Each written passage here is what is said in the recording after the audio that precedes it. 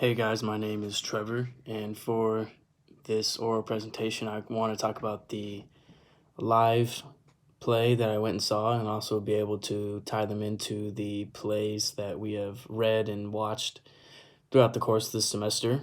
And to start, the play or plays that I went and saw was from the Play Festival at Los Bananas. That was about a week ago. So there was a ton of short plays in the whole production. So to briefly go over a few of them, because they'll be able to be tied in to different plays. The first play I want to talk about was Ricochet, which is basically about an old West cowboy having a bounty on a woman, and him taking her to the guy that has the bounty out for her will ultimately lead to her doom. And he learns to be nice and take care of her, and he ends up saving her from the dude. And in the second play, it was called Two Doors Down, and that was basically about two sisters attending a funeral for the older sister's boyfriend, but they kind of don't speak to each other anymore because of their falling out. The younger sister ended up having sexual relations with her brother or with her boyfriend, and they kind of just fell apart from that. But what she didn't understand, what the older sister didn't understand, was that it was a illegal and it was sexual abuse because the relationship had started when she was only 13. So she was kind of, I would say, charmed over by the guy, and she was kind of scarred from that moment. She felt ashamed. So the sisters are kind of battling that issue out at the funeral service, and they end up at the end of the play just going over the real issue of sexual abuse of women and even boys. And the third play that I want to talk about was called Brentwood's Finest. And in that play, it was basically about just a dysfunctional group of police officers that just handle their business the wrong way. And that's kind of the running joke of that play, is that they're doing everything the wrong way. And to go over the first play again, Ricochet, that play to me was pretty relatable to our play that we read and watched, the Vagina Monologues, because in the monologue she's able to discuss the issues of women and how they're kind of misrepresented and abused in certain areas of our society and life. And for Ricochet, they kind of tackle the issue of gender.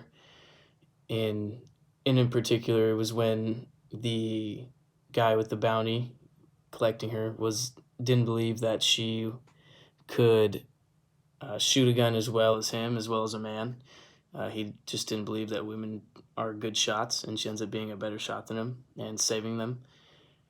And you can see how that kind of ties into the Vagina Monologues, because it shows in that play how women are misrepresented and how they're mistreated and kind of looked down on in society. So I could see that tying into that play. And sticking with Ricochet, I could see the golden child through that play, because again, with the issue of gender, they kind of, in a way, you can see that that's how they expect women to be in society. And in Golden Child, the expectation of her traditional family was that women were supposed to have small feet, so their feet were bound. So she was constantly, the little girl was constantly in pain because they were supposed to be a certain way. The women were supposed to be a certain way. And I feel like that was an issue that was covered well in both areas, although told differently. I think they were both covered in the right way and helped explain the issue of gender really well. For the second play, Two Doors Down, again, I think this ties in really well to the Vagina Monologues, because the woman doing those monologues has her own sections where, and they're real life events, so she explains sexual abuse that women have gone through. So to start, we know it's a real issue because she's telling true stories from people. And with Two Doors Down, we're able to see something played out live, where we can see sexual abuse almost breaking up a family and causing a lot of problems with the two sisters.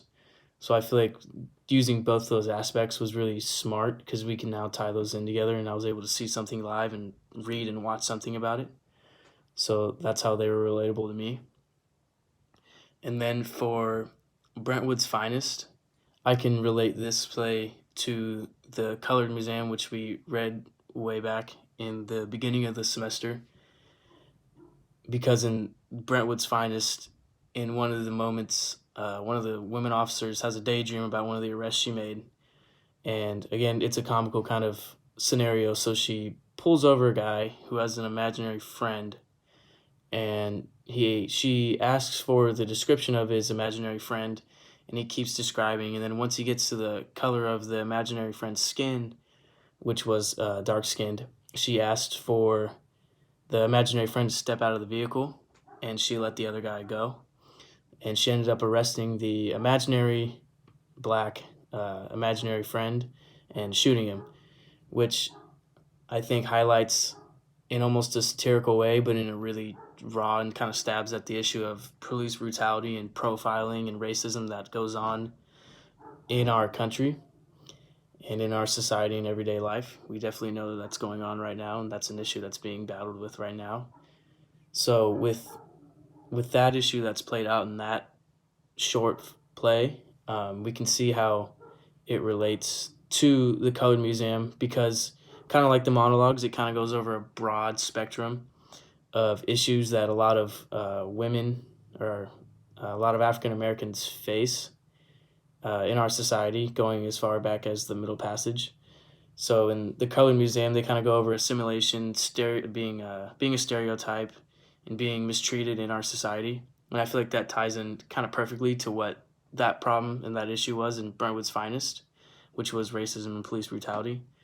And I think the Colored Museum does a good job of doing what that play was trying to do, because it goes over many issues of mistreatment and stereotyping. And in particular, one of the women in the Colored Museum talks about how she holds a basketball and says, "This is what's going to make you millions of dollars," which again stereotypes them. And in the Colored Museum, they talk about assimilating to a white culture, a white society. So in one of the moments of the play, a man throws away a lot of what makes his culture him. So he throws away a lot of his African culture in order to fit into a white society. And I feel like that kind of loosely ties in again to Brentwood's Finest in that short, in the aspect of just the mistreatment, I guess, with the assimilation, because it's not a fair way to be an equal with a society by throwing away who you are. And I feel like the way that police are handling business with people of color is wrong as well. And that's all I really have to talk about. So thanks for watching.